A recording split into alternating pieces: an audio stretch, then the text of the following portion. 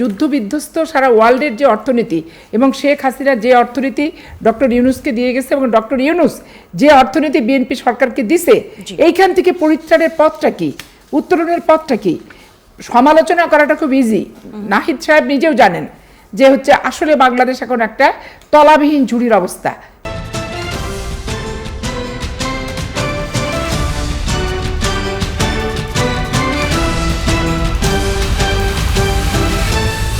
দর্শক, আমন্ত্রণ আপনাদের সবাইকে নতুন বাংলাদেশের আয়োজনে।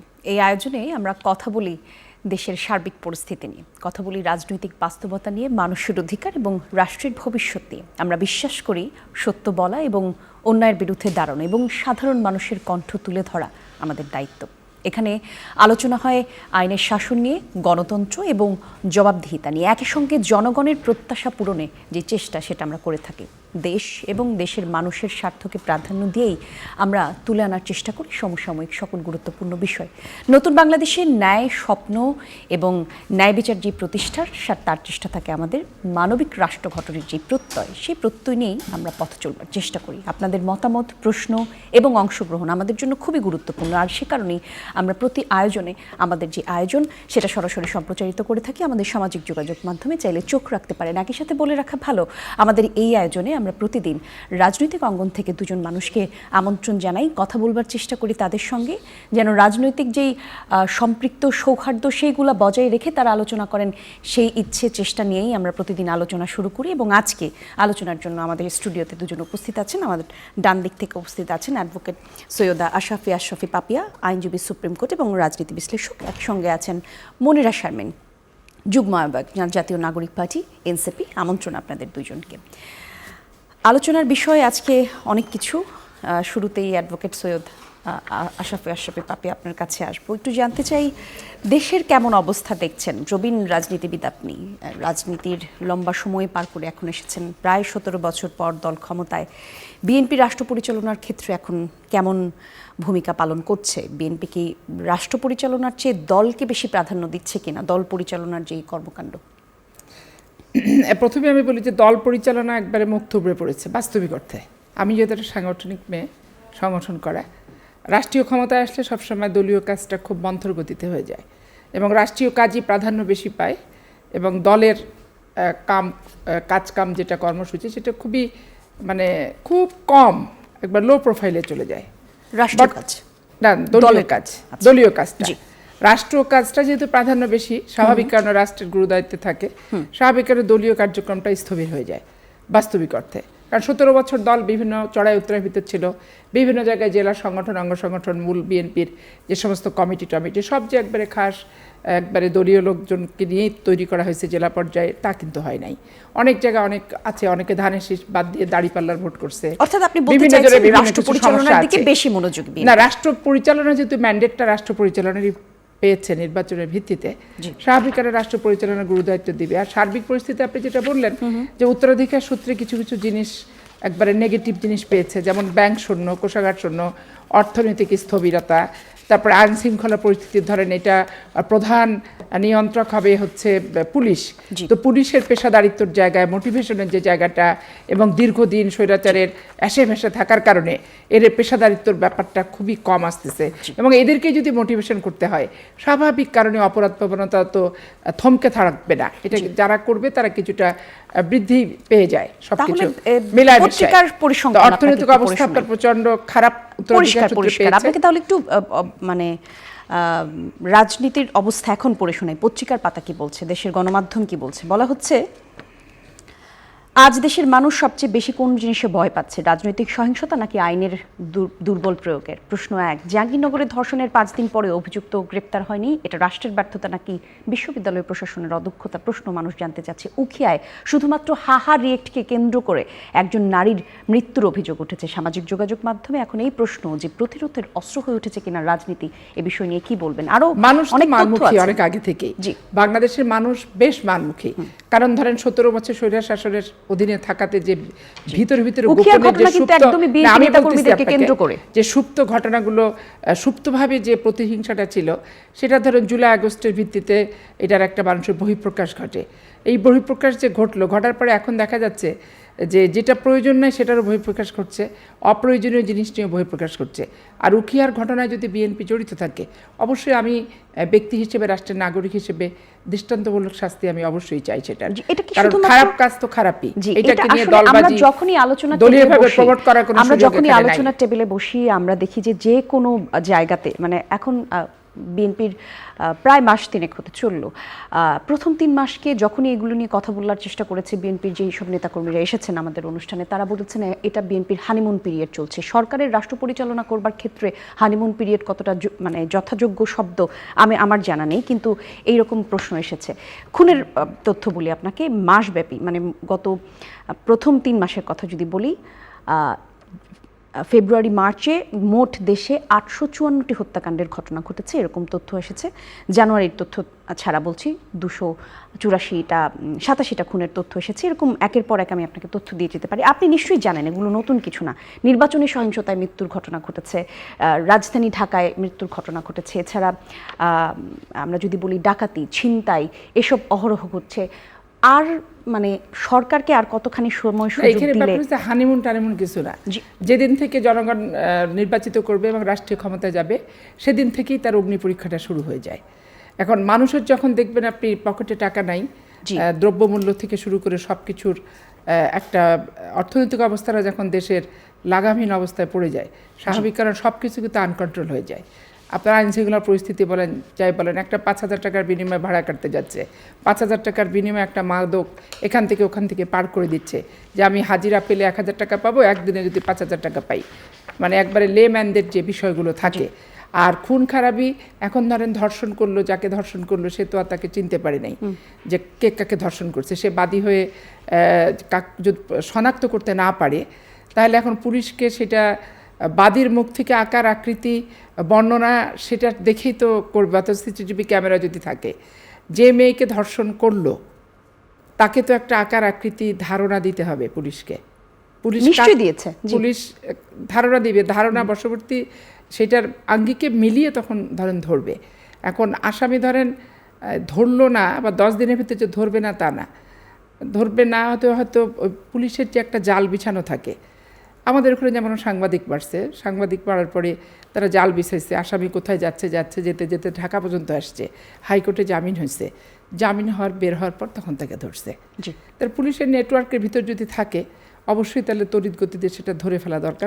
ধর্ষণ নিয়ে কোনো কম্প্রোমাইজ। আপনি একজন নারী রাজনীতিবিদ, আপনি লম্বা সময় ধরে রাজনীতি করেছেন, এই বিষয়টা সম্পর্কে আপনি খোঁজ নিয়েছেন কিনা, আপনি জানেন কিনা একজন শিক্ষার্থী যার সাথে এই ঘটনা ঘটলো, সেটা কিভাবে ঘটলো, কিভাবে হলো, এটা কে দেখাশোনা করছে, সেখানকার আইন শৃঙ্খলা পরিস্থিতি কেমন, এই বিষয়টা নিয়ে আপনিও কথা বলেছেন কিনা? প্রত্যেকটা মানুষের ব্যক্তিগত ঠিক আছে, কিন্তু গোটা হয় কি, গোটা বাংলাদেশের কোথাও কখন এক জায়গায় এক রকম ইনসিডেন্ট ঘটছে। ব্যক্তি হিসেবে যোগাযোগ করবেন আপনি, তাকে পেতে হবে, তার ফোন নাম্বার পেতে হবে, তার আত্মীয় স্বজনকে পেতে হবে, এটা একটু দুরূহ হয়ে যায়। ব্যক্তিগতভাবে যোগাযোগ, দলীয়ভাবে যোগাযোগটা খুব ইজি হয়, যে সেখানকার দলের সাথে যোগাযোগ করে সেখানকার প্রতিনিধিরা বাসায় গেল। যেমন সুবর্ণচড়ায় যখন একটা মহিলা ধর্ষিতা হলো, তখন দলীয়ভাবে আমরা সবাই মিলে সেখানে গেলাম, প্রত্যেকটা ধর্ষণের ঘটনার এরকম আমরা মানে অথবা ধর্ষণ চেষ্টার ঘটনায় অথবা নারীকে লাঞ্ছিত করবার ঘটনায় আমরা এরকম আপনাদের পক্ষ থেকে যেটা আপনি সুবর্ণচরের ঘটনার বর্ণনা দিলেন, আমরা প্রত্যেকটা ঘটনার সেরকম অবস্থা বা ব্যবস্থাপনা নেন, এটা আমরা আশা করি। ধন্যবাদ আপনাকে। মনিরা শারমিন, আপনার কাছে আসবো। নানা রকম বিষয় নিয়ে আজকে আমরা কথা বলতে চাই। দেশের কি পরিস্থিতি, আপনারা স্বপ্ন দেখিয়েছিলেন নতুন রাজনীতি করবেন, বাংলাদেশের রাজনৈতিক অবস্থা আপনারা পরিবর্তন করবেন। বাস্তবে এনসিপিকে আমরা সমালোচনা করতে দেখি, কথা বলতে দেখি সরকারের, কিন্তু মানুষ আসলে জানতে চায় আপনারা আসলেই বাস্তবে বিকল্প কি ভাবছেন, মানে কিভাবে পুরো দেশকে চালাবেন? শুধুমাত্র বিরোধী দলে আছেন বলেই এখন আর কথা বলবেন না, বা কথা বলার জায়গা নেই, বা কাজ করার জায়গা নেই? নিশ্চয়ই রাজনৈতিক দল হিসেবে আপনারা এত দুর্বল নন। আপনাদের প্ল্যান কি করবেন মানুষের জন্য? ধন্যবাদ। যারা দেখছেন তাদের শুভেচ্ছা, এবং আমার সহালোচক পাপি আপাকে শুভেচ্ছা। এটা তো খুবই রোবাস্ট একটা প্রশ্ন হয়ে গেল যে কি করব। সরকারে আমরা নেই সেজন্যই যে আসলে আমাদের করার কিছু নাই, ব্যাপারটা তা না। বিরোধী দল বিরোধী দল হিসেবে আমরা কিন্তু প্রত্যেকটি ইস্যু নিয়ে সংসদের বাইরে এবং ভেতরে, সংসদের ভেতরে আমাদের যে 6 জন সংসদ সদস্য আছে তারা তো তাদের মতো করে সেখানে ভয়েস রেজ করার চেষ্টা করছে, এবং সংসদের বাইরে যারা আছি আমরা কিন্তু প্রত্যেকটি বিষয় নিয়ে প্রত্যেকটি ইস্যু নিয়ে আমরা একেবারে যদি বলেন যে মাঠের কর্মসূচি এবং সবার সেমিনার, সেই জায়গা থেকে কিন্তু আমরা আমাদের প্রতিবাদটি জারি রেখেছি। এবং এখন চলমান তো আসলে অনেকগুলো সংকট আছে। আমি যদি বলি যে হামের পরিস্থিতি নিয়ে আমরা খুবই সংকটের মধ্যে আছি। এই কিছুদিন আগে জ্বালানি পরিস্থিতি নিয়ে আমরা আসলে একটা যুদ্ধ চলছে সারা পৃথিবীতে, জ্বালানির একটা নেতিবাচক অবস্থা, সেখানে সেই জায়গা থেকে বাংলাদেশও তো আসলে এই অবস্থার মধ্যেই যাচ্ছে। এবং এই জায়গা থেকে তো আসলে আমরা বিরোধী দল হিসেবে আমরা কিন্তু শুধুমাত্র সমালোচনার জন্য সমালোচনা করার এই জায়গাতে না, বরং আমরা কিন্তু সরকারকে এটাও বলেছি যে আমরা আমাদের জায়গা থেকে সহযোগিতামূলক যে আচরণ, সেই জায়গা থেকেও কিন্তু আমরা সচেষ্ট আছি। আর আপনি বলছিলেন যে আইন শৃঙ্খলার যে অবনতি, যে একেবারে আমি যদি বলি লাগাতার একটা ধর্ষণের ঘটনা আমরা কিন্তু একেবারে নির্বাচনের অব্যবহিতির পর থেকেই আমরা দেখছি। সুতরাং এই জায়গায় আমাদের জায়গা থেকে আমরা কিন্তু এই প্রতিবাদগুলো জানাচ্ছি, এবং আমরা রিসেন্টলি একটা চিন্তা করছি যে আসলে এইটা কমানোর জন্য, বা একেবারে যেটা সবচেয়ে অসুবিধার জায়গা, যে যখন আসলে একজন নারী ধর্ষণের শিকার হন তৃণমূল পর্যায়ে একেবারে, তখন আমরা দেখি কি যে সে আসলে কোথায় যাবে এটা সে জানে না, বা একটা প্রশাসনিক যে সহযোগিতা সেটি না করে সে দেখা যাচ্ছে যে এলাকার চেয়ারম্যানের কাছে যাচ্ছে, তারপরে এক ধরনের আপোষকামিতার জায়গায় চলে যাচ্ছে, যে টাকা পয়সা দিয়ে একটা আপোষ করিয়ে ফেলা। এবং আপনি জানেন যে একেবারে তৃণমূল পর্যায়ে কিন্তু আমরা যেরকম একটা সচেতন, শহুরে যে মানুষগুলো তারা যতটা সচেতন, তৃণমূলে কিন্তু আসলে মানুষ এত সচেতন না। তারা চায় যে এই ঘটনাগুলো যাতে বাইরে না যায়, এটি যাতে এর মধ্যেই সলভ হয়ে যায়। তো ওই জায়গা থেকে তারা কিন্তু পুলিশের সহায়তা বা প্রশাসনের সহায়তাও নেন না। এবং এই যে একটা মামলা যে করতে হবে, সে যে আসলে যার প্রতি অনাচারটা হয়েছে, নিপীড়নের শিকার যিনি হলেন, তিনি যে আসলে দোষটা যে তার নয়, তিনি যে ভিকটিম, তো সেই জায়গা থেকে তার যে একটা আইনি একটা উপায় আছে তার এই প্রক্রিয়াতে প্রতিবাদ জানানোর, সেই জায়গাতেও কিন্তু আসলে খুব বেশি সাপোর্ট তারা পান না। এবং আরেকটা খুব গুরুত্বপূর্ণ বিষয় যখন ধর্ষণের কথা আসে, সেটা হচ্ছে যে এই ডিএনএ টেস্ট, এই টেস্টটি করতে ঢাকায় পাঠাতে হয় স্যাম্পল, এবং ঢাকাতে আসার পরে সেটার যে একটা দীর্ঘসূত্রিতা, সেটা একটা বড় অসুবিধা হয়ে যায়। এবং দেখা যায় যে কোনো ধরনের মামলায় গেলে বা প্রশাসনিক কোনো স্টেপ নিলে সেই যিনি ভুক্তভোগী তার একটা বড় একটা তিনি থ্রেটের মধ্যে পড়েন, হুমকির মুখে পড়েন যারা আসলে অপরাধী তাদের পক্ষ থেকে। এই জায়গা থেকে আমরা আমাদের এনসিপি থেকে আমরা চেষ্টা করছি যে একটা এরকম সেল গঠন করার, যেখানে আসলে কুইক অ্যাকশন সেল, যেখানে আসলে ধর্ষণের ঘটনাগুলোর একটা তদারকি হবে, এবং এই জায়গা থেকে এই প্রশাসনিক সহযোগিতাগুলো বা আইনি সহযোগিতাগুলো কিভাবে নেওয়া যায়, এই জায়গা থেকে আমরা কিভাবে কাজ করতে পারি। এবং হামের ঘটনার কথাও যদি বলি, আমাদের ন্যাশনাল হেলথ অ্যালায়েন্স, আমাদের একটা সহযোগী সংগঠন আছে যে ডাক্তারদের, তো তাদের জায়গা থেকে তারা কিন্তু এই হামের প্রকোপ যেভাবে করে আসলে বাড়ছে এবং আমাদের শিশু মৃত্যুর ঘটনা একটা এত তুঙ্গে পৌঁছে গেছে, সেই জায়গা থেকে তারা কিন্তু হেল্প ডেস্ক বসিয়েছে, এবং প্রত্যেকটি বিভাগীয় শহরে তারা তাদের এই কার্যক্রমটি পরিচালনা করবে। জি, এই সবগুলো বিষয় নিয়ে আসলে আমরা যখন কথা বলি, সব কিছুর মূলে আমরা যে জিনিসটাকে খুঁজে পাই সেটা হচ্ছে মোরালিটি। হ্যাঁ, প্রত্যেকটা মানুষের ক্ষেত্রে আমরা যখন দেখি যে জাতিগতভাবে আমরা বোধহয় মোরালি আমরা বোধহয় কিছুটা দুর্বল, কিছুটা না, অনেকটাই দুর্বল। যে কোনো ঘটনার পেছনে যখন আসলে আমরা যাই, তখন দেখি দুর্নীতি, তার পেছনে আমরা দেখি অসততা, তার পেছনে আমরা দেখি যে রাষ্ট্রীয় ব্যবস্থাকে ভঙ্গুর করার পেছনে যে মানুষের যে উৎসব, যে উল্লাস, সেটাকে আমরা দেখি। এই বিষয়গুলোকে নোটিস করে সেগুলোকে কাজ করবার জন্য এনসিপির পক্ষ থেকে, বা যেহেতু আপনারা তরুণ, আপনারা এই বিষয়গুলো বেশি রিলেট করতে পারবেন, এই বিষয়গুলো নিয়ে আপনারা কোনো কিছু চিন্তা করছেন কিনা? যে মানুষের চিন্তা ভাবনা তো আসলে আপনাদেরকে দিয়ে শুরু হয়। যখন আবার আমরা দেখি যে এনসিপির নেতাকর্মীদের নামেই নানা রকম পদ বাণিজ্য, অর্থনৈতিক কর্মকাণ্ডের নানা রকম যুগসূত্র পায়, তাহলে আসলে বিরোধী দল অথবা রাষ্ট্র সরকার পক্ষ কার কাছে যাবে মানুষ? তাহলে দেখেন, এইটা তো খুবই আপনি যেভাবে করে মন্তব্যটি করলেন, সেটি তো আসলে খুব কি বলে এটাকে, যে অভিযোগ পাওয়া যায়, অভিযোগ তো আসলে যে কারোর ব্যাপারেই পাওয়া যেতে পারে, কিন্তু সত্যতা থাকলে তাদের ব্যাপারেও অ্যাকশন নেওয়া হবে। যেমন বৈষম্য বিরোধী ছাত্র আন্দোলনের কথা যদি আমি বলি, এটা তো আসলে একটা খুবই আমি যদি বলি অর্গানিক প্ল্যাটফর্ম। এখানে সব ছাত্ররা বা ছাত্র জনতার যেহেতু গণ অভ্যুত্থান হয়েছে, এখানে যে কেউই আসলে আমি বৈষম্য বিরোধী ছাত্র আন্দোলনের সমন্বয়ক দাবি করেছে তখন।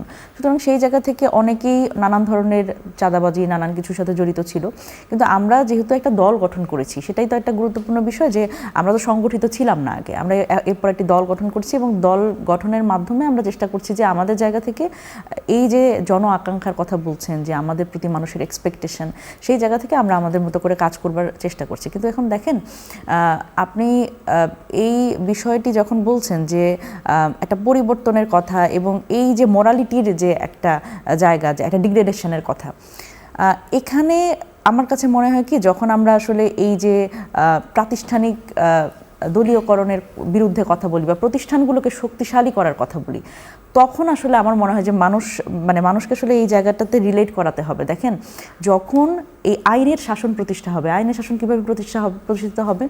যখন একজন নাগরিক একটা প্রতিষ্ঠানের কাছে গেলে, আপনি যদি বলেন পুলিশ প্রশাসন বা যে কোনো জায়গায় গেলে, তিনি তার আসলে যেই তার প্রতি হওয়া যে অনাচার সেটার একটা বিচার পাবে। সুতরাং যখন আইনের শাসন প্রতিষ্ঠা হবে একটা রাষ্ট্রে, তখন কিন্তু এই যে মোরাল ডিগ্রেডেশন সেটা অনেকখানি কমে আসে। আইনের শাসন প্রতিষ্ঠা নিয়ে তো সরকার দলের পক্ষ থেকে অভিযোগ আছে সরকারের বিপক্ষে, বলছি আমি সেটা, একটা বিরতি নিয়ে আসি, বিরতির পর বলছি। দর্শক দেখছেন নতুন বাংলাদেশ, একটা ছোট্ট বিরতির পর দেখা হচ্ছে।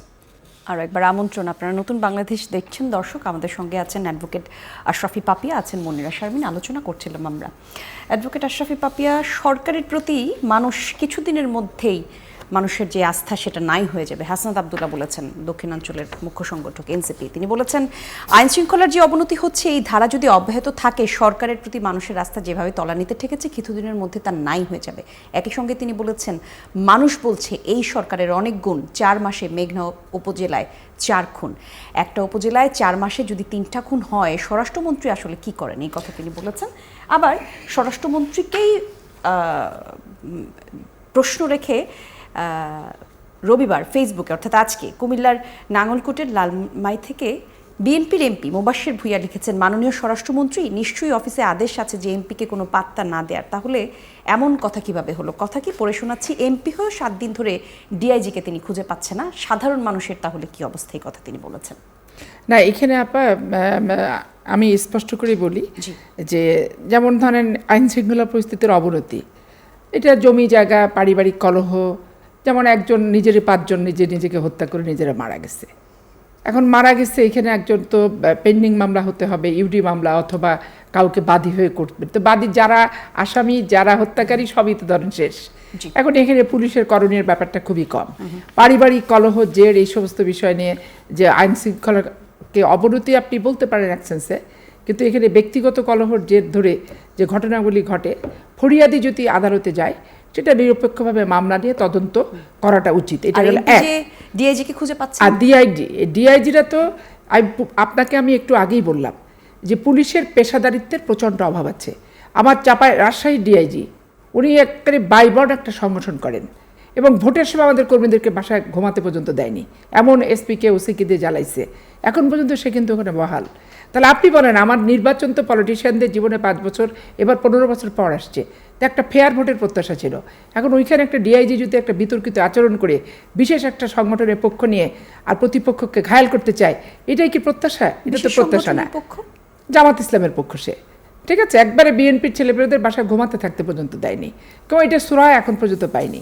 এখানে আর একটা জিনিস সবচেয়ে বড় কথা, যে ক্ষমতায় থাকলে এই উত্তরাধিকার সূত্রে প্রাপ্ত সমস্যা, অর্থনৈতিকটাই হচ্ছে মেইন, এবং অর্থনীতিকে কেন্দ্র করে কিন্তু যখন আপনার মোটরসাইকেলে ট্যাক্স বসবে, অন্য কিছুতে ট্যাক্স বসবে, কর বসবে, স্বাভাবিক কারণে কিন্তু মানুষ তখন ক্ষুব্ধ হয়। কিন্তু আপনি বলেন এই যুদ্ধ বিধ্বস্ত সারা ওয়ার্ল্ডের যে অর্থনীতি, এবং শেখ হাসিনা যে অর্থনীতি ডক্টর ইউনুসকে দিয়ে গেছে, এবং ডক্টর ইউনুস যে অর্থনীতি বিএনপি সরকারকে দিছে, এইখান থেকে পরিত্রাণের পথটা কি, উত্তরণের পথটা কি? সমালোচনা করাটা খুব ইজি।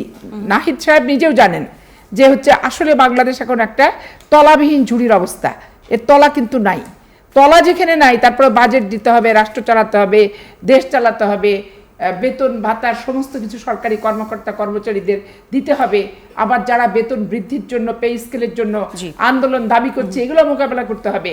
এখন এইটা হয় কি, যুদ্ধ বিধ্বস্ত অর্থনীতির মধ্যে একটা অর্থনীতি থেকেই যদি বলেন যে যারা আসলে আইন শৃঙ্খলা রক্ষাকারী বাহিনী, তারা নিয়মের বাইরে নিয়ম বহির্ভূত চলাফেরা করে আপনাদের কথা তারা শুনে না, তাহলে সাধারণ আমাদের কথা শোনা না পেশাদারিত্বটা ফেরত আসেনি। পেশাদারিত্ব নিয়েই প্রশ্ন মোটিভেশন করছি, পুলিশের অবশ্যই পেশাদারিত্ব আনতে হবে। নিয়েই প্রশ্ন করছি। যখন ক্ষমতাকে ভয় পায় না, তাহলে সাধারণ মানুষ সেখানে গেলে আইনের আমি তো সাধারণই মানুষ, এমপি তো এক্সট্রা কিছু না, এমপি মন্ত্রীরা তো এক্সট্রা কিছু না, মন্ত্রীরা একটা পতাকা পায় কি তার ফোনটা যে আপনি না, মনে মানে করেন একজন এমপির ফোন আর আমার ফোন সমান হবে এরা কিনা? কারোর ফোনের দাম দেয় না।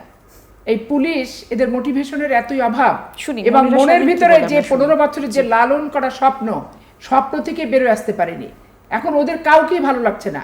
সরকার যে কোনো ভাবে পর্যুদস্ত হোক, এটাই মনে হচ্ছে ওদের একটাই প্রত্যাশা, মনিরা সাহেব, যার কারণে এদের আপনার মন্তব্য পেশাদারিত্ব শুনবো পুরো এই বিষয়ে। আমি খুঁজে পাই নাই। জি, মনিরা সাহেব।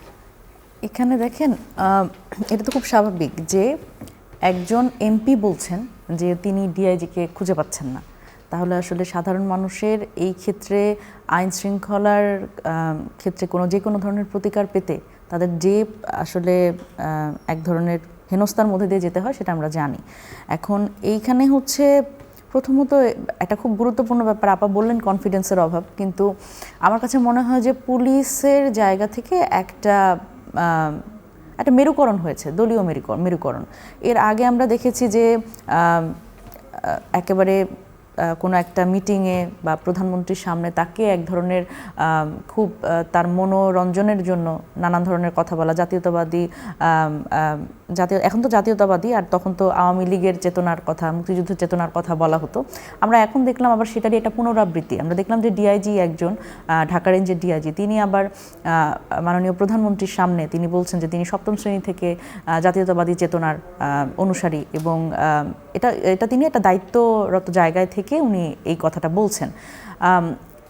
এই জায়গা থেকে, এবং আপা বললেন যে আপার যেখানে বাড়ি সেইখানে হচ্ছে সেই ডিআইজি আবার অন্য একটি রাজনৈতিক দলের পক্ষপাতিত্ব করেন। এখন এই জায়গা থেকে আমার মনে হয় যে আমাদের আসলে এই সরকারি চাকরির যারা আছেন, সরকারি চাকরি বলেন এবং এই যে সেবাদানকারী যে প্রতিষ্ঠানগুলো, সেখানে আমাদের সবচেয়ে গুরুত্বপূর্ণ হচ্ছে যে নিরপেক্ষতা বজায় রেখে পেশাদারিত্বের সাথে দায়িত্ব পালন করা। সেটা তো আমরা জানি, কিন্তু সেটা কিভাবে প্রতিষ্ঠা করা সম্ভব? এখন এখানে আসলে দেখেন খুব গুরুত্বপূর্ণভাবে যে এটা তো আসলে সরকারের একটা সদিচ্ছার ব্যাপার। যদি আমি বলি এই সরকার এখন ক্ষমতায় আছে, এখন সরকার পক্ষ তো বলছে তারা নিজেরাই খুঁজে পাচ্ছেন না, তারা নিজেরা খুঁজে পাচ্ছেন না। আবার আমরা তো এটাও দেখছি যে মানে প্রোগ্রামে দাঁড়িয়ে জাতীয়তাবাদী চেতনার কথাও বলছেন, কারণ তার হয়তো এটা কেন মানুষ বলে এই মনস্তত্ত্বটা আসলে বুঝতে হবে। ধরেন এই যে ডিআইজি উনি যখন বলছেন যে আমি সপ্তম শ্রেণী থেকে জাতীয়তাবাদী চেতনা ধারণ করি, কারণ এটা কোনো না কোনো কারণে উনি বলছেন এবং খুব আবেগঘন বক্তব্য দিচ্ছেন।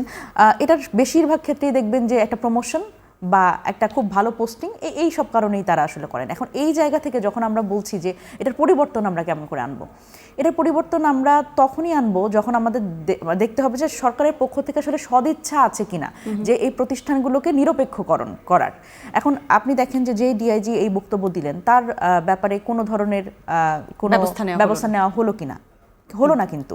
এবং যখন আসলে বলছেন, এটা কিন্তু প্রধানমন্ত্রীর খুব ভালো লাগার কথা না যে যখন আসলে এইভাবে করে ওনার সামনেই বলছেন, তো উনি কিন্তু তখন থামিয়ে দিতে পারতেন, বা সরকারের পক্ষ থেকে যে কেউ কিন্তু থামিয়ে দিতে পারতেন যে আপনার ঠিক আছে, আপনার যদি কোনো ব্যক্তিগত আদর্শ থাকে সেটা আপনি ব্যক্তিগতভাবে আলাপ করুন আমাদের সাথে, কিন্তু এটা এখানে আপনি এভাবে বলতে পারতেন না। তাহলেও কিন্তু একটা খুব ভালো মেসেজ যেত। বাংলাদেশের যারা তরুণ সমাজ তারা কিন্তু এই ধরনের নিরপেক্ষতাই দেখতে চায়।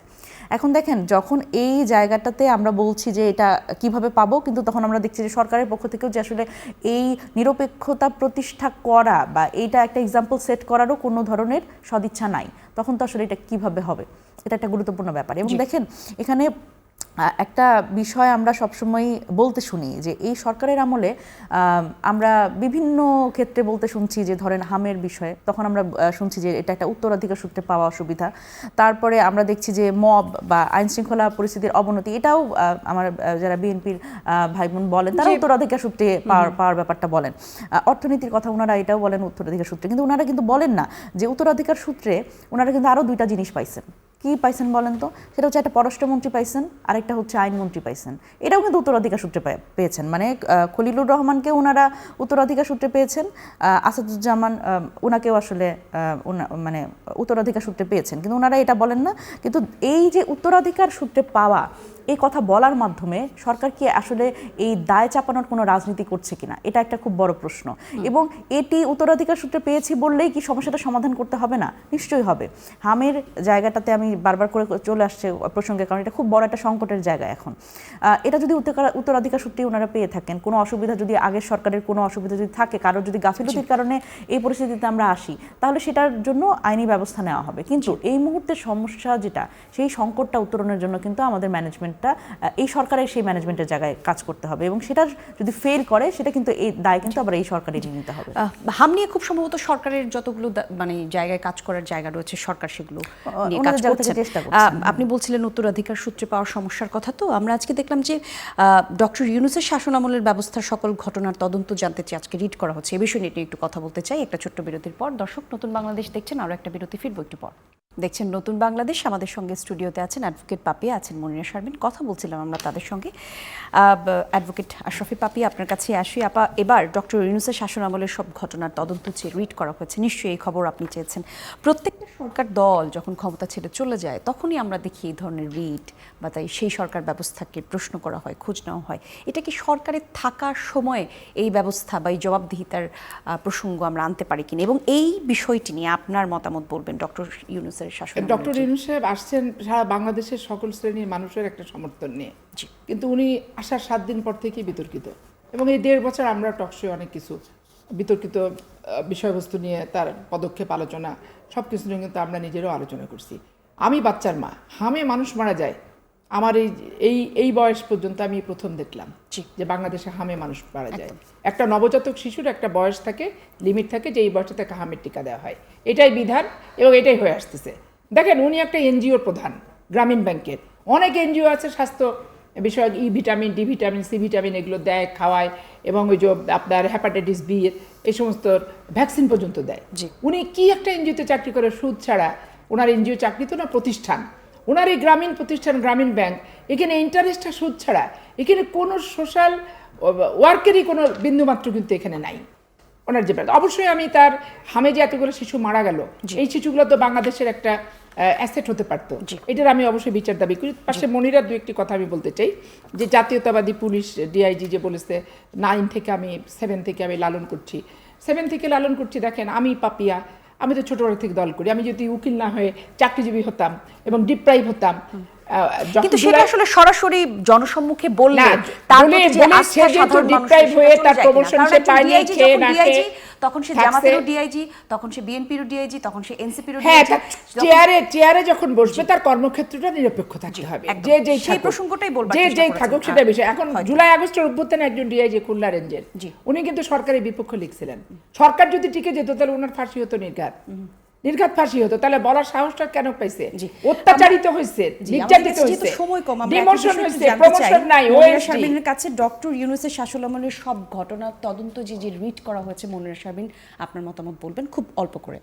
দেখেন, প্রথমত ডক্টর ইউনূস সরকার, মানে তার পুরো এই ক্যাবিনেট কিন্তু, মানে আমি যদি বলি বাংলাদেশের যতগুলো সরকার এসেছে তার থেকে সবচেয়ে বেশি জনসমর্থনের সরকার ছিল একটা গণ অভ্যুত্থান পরবর্তী সময়, এবং তাদের কাছে কিন্তু জনগণের প্রত্যাশাও অনেক বেশি ছিল। এবার বিষয়টা হচ্ছে যে সকলেরই, যেহেতু সব রাজনৈতিক দলগুলোরও একটা সাপোর্ট ছিল, কিন্তু সেই জায়গা থেকে তাদের যেই ফাংশন, তারা যেভাবে করে ফাংশন করেছে, সেখানে কিন্তু আমরা আসলে স্যাটিসফাই হতে পারিনি আমরা কোনো রাজনৈতিক দলই, এবং তাদের আসলে অবশ্যই জবাবদিহিতার আওতায় আনতে হবে। সেই কাতারে কি আপনারা দাঁড়াবেন? আমরা বলতে আমরা তো সেই সরকারের অংশ ছিলাম না। আমাদের যারা উপদেষ্টা ছিল, সরকারের অংশ না হওয়ার কারণেই জিজ্ঞেস করছি যে সাধারণ মানুষের হয়ে সেই কাতারে আপনারা দাঁড়াবেন? অবশ্যই, কেন না? কারণ দেখেন, এই যে এখন এই হাম নিয়ে যেই কথাগুলো উঠছে, সেখানে কিন্তু সেই সময়কার স্বাস্থ্য উপদেষ্টা যিনি ছিলেন, তিনি তো এখন পর্যন্ত মিডিয়ার সামনে কোনো কথাই বলেননি। সুতরাং তাকে কিন্তু জবাবদিহিতার আওতায় আনতে হবে। তার অবশ্যই মিডিয়া ফেস করতে হবে, তাকে এই জায়গায় বলতে হবে যে সেই সময় আসলে কি ঘটনা ঘটেছিল। ধন্যবাদ। এই জবাবদিহিতা নিশ্চিত অবশ্যই করতে হবে। অসংখ্য ধন্যবাদ মনিরা শারমিন আপা, আপনাকেও ধন্যবাদ। সেই সাথে দর্শকদের বলে রাখি, আগামী পর্বে ঠিক একই সময় আগামীকাল দেখা হচ্ছে। দেখার আমন্ত্রণ রইল নতুন বাংলাদেশ। আজ বিদায় নিচ্ছি, ধন্যবাদ সবাইকে।